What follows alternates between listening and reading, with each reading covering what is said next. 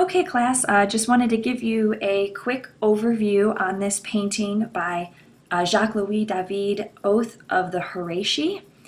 It was painted in 1785 and it is in the neoclassic style. Okay, so David was kind of the top student of this style through the Académie de France in Rome. And there are several reasons why this painting is the perfect example of neoclassicism. David perfected the anatomy of the bodies. He used linear perspective, and it has a moral subject matter that would be appealing to a wide variety of audiences. Okay, so let's talk a little bit about what we see here in the composition. You have an arrangement of three groups. So on the left, in the center, you see three men who are standing with their arms around each other, with their arms outstretched. Okay? In the center, you have a man holding swords, and then to the right of him, behind him, is a group of women and children.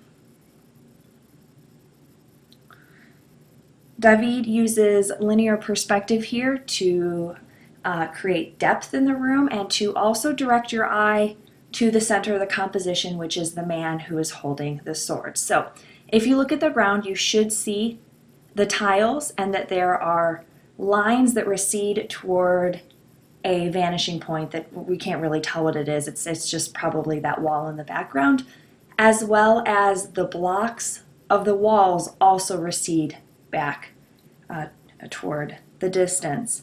There is also the use of Roman columns and arches, and that is kind of your nod to the classical look of antiquity.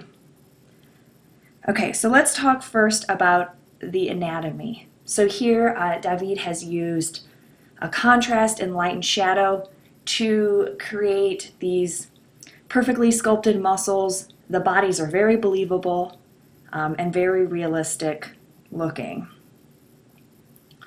This is also a moral subject matter. Okay, so if you read about this in your textbook, you should remember that these men were taking an oath to defend Rome and their family, even though that meant potentially killing their sister who was in love with the enemy. So that's what you have going on right here, is three brothers who are taking an oath to their father to basically win or die.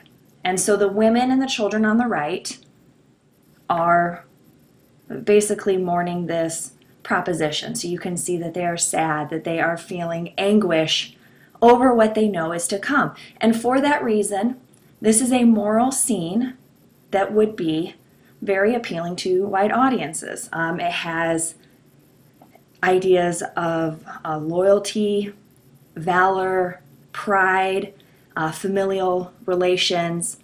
All of those would have been important to someone in the 18th century looking at this painting. Okay, so that was your quick overview. I hope you found it helpful. And as always, feel free to contact me if you have questions or you want to talk further about this painting or others.